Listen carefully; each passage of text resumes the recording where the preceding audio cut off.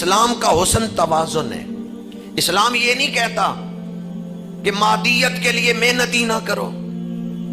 اسلام ترک دنیا کا حکم نہیں دیتا. اسلام کہتا ہے دنیا کے لیے بھی محنت کرو پر آخرت کے لیے بھی محنت کرو. ٹھیک ہے مادیت کی جو حیثیت ہے اس کے مطابق اہمیت دو، پر روحانیت کو چھوڑ کے مادیت کے پیچھے نہ دوڑو. آپ نماز پڑھتے ہیں، بایاں ہاتھ نیچے، دایاں ہاتھ، اور دائیں ہاتھ سے بائیں ہاتھ کو قابو کر کے رکھتے ہیں. یہ جو 2 انگلیاں، چھوٹی انگلی اور انگوٹھا، اس کو گولائی میں رکھتے ہیں، باقی 3 انگلیاں کلائی کے اوپر رکھتے ہیں. اس طرح دائیں ہاتھ سے بائیں ہاتھ کو قابو میں کر کے رکھتے ہیں. اوپر کون سا ہاتھ رکھتے ہیں؟ نیچے. بہت سارے کام ایسے ہیں جو ہم دائیں ہاتھ سے نہیں کرتے، بایاں ہاتھ استعمال کرتے. تو بایاں ہاتھ مادیت، بایاں ہاتھ دنیا داری کی نمائندگی کر رہا ہے، اور دایاں ہاتھ روحانیت کی نمائندگی کر رہا ہے. دایاں ہاتھ فکر آخرت کی نمائندگی کر رہا ہے. دائیں ہاتھ سے بائیں ہاتھ کو قابو میں کر کے رکھیں. یہ انداز ہے رب کی بارگاہ میں کھڑے ہونے کا.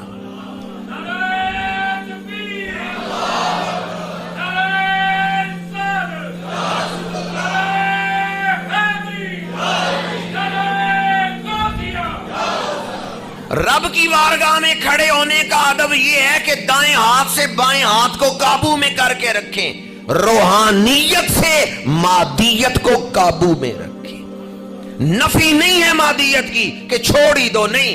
روحانیت اتنی اعلیٰ ہو کہ مادیت تمہیں گمراہ نہ کر سکے. روحانیت اتنی پختہ ہو کہ مادیت تمہیں بہکا نہ سکے، گمراہ نہ کر سکے، گناہوں کی طرف نہ لے کے جا سکے. روحانیت سے مادیت کو قابو میں رکھو، فکر آخرت سے فکر دنیا کو قابو میں رکھو. فَلَقْتَحَمَ الْعَقَبَةَ وَمَا أَدْرَاكَ مَا الْعَقَبَةُ. کیوں نہیں تم نے یہ گھاٹی پار کی؟ عقبہ کہتے ہیں گھاٹی کو. عرب میں جب کوئی گھاٹی میں جاتا تھا تو دشواری سے گزرتا تھا. گھاٹی میں اترنا ہے، پھر گزرنا ہے، پھر پار کرنا ہے.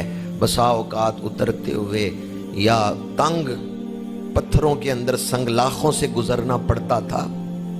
گھاٹی پار کرتے ہوئے بندہ تھک جاتا تھا. قرآن کہتے ہیں فَلَقْتَحَمَ الْعَقَبَةَ وَمَا أَدْرَاكَ مَا الْعَقَبَةُ.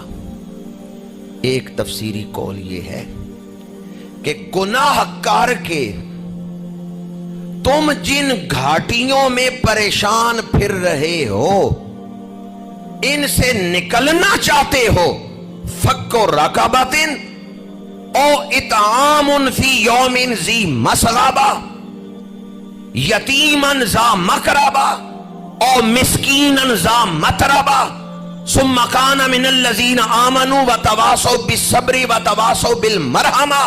قرآن کہتے ہیں یہ کام تم کر لو، اللہ تمہیں اس گھاٹی سے نکال دے گا. اب یہ کام کون سے ہیں؟ فک رقبۃ، کسی قیدی کی گردن چھوڑا دو، کسی غلام کو آزاد کروا دو.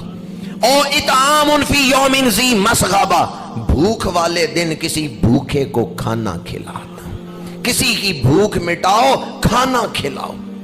یتیمن ذا مقربہ، کوئی قرابت دار یتیم ہے اس کے حقوق کا خیال رکھو، یتیم کے سر پہ ہاتھ رکھو. او مسکینن ذا متربہ، خاک نشین غریب، جو مٹی پہ بیٹھنے والا ہے، خاک نشین غریب، اس کو کھانا کھلا دو. ثم کان من الذین آمنوا، وہ لوگ جو ایمان لائے، وتواصوا بالصبر، ایک دوسرے کو صبر کی تلقین کرتے ہیں، وتواصوا بالمرحمہ، ایک دوسرے کو رحم دلی کی تلقین کرتے ہیں. نرمی سے کام لو، نرمی سے کام لو. جو یہ مشورے دیتے ہیں نرمی سے کام لو، اولئک اصحاب المیمنہ، قرآن کہتے ہیں قیامت کے دن انہیں دائیں ہاتھ میں نامہ اعمال دیا جائے گا. مشکلات اور گناہوں کی گھاٹیوں سے اللہ انہیں نکال لے گا.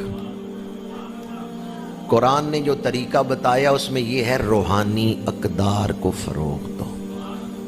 پیسہ بچانا، اکٹھا کرنا ضروری ہے، لیکن اگر پیسہ جوڑنے میں روحانی اقدار، اندر سے روحانیت ختم ہو رہی ہو تو پھر پیسہ خرچ کرو، مسکین کو کھانا کھلاؤ، یتیم کے سر پہ ہاتھ رکھو۔ ثم کان من الذین آمنوا، وہ لوگ جو ایمان لائے، وتواصوا بالصبر، مشکلات میں صبر کرتے ہیں، کیا کرتے ہیں؟ وتواصوا بالمرحمہ، اور ایک دوسرے کو نرمی کا مشورہ دیتے ہیں۔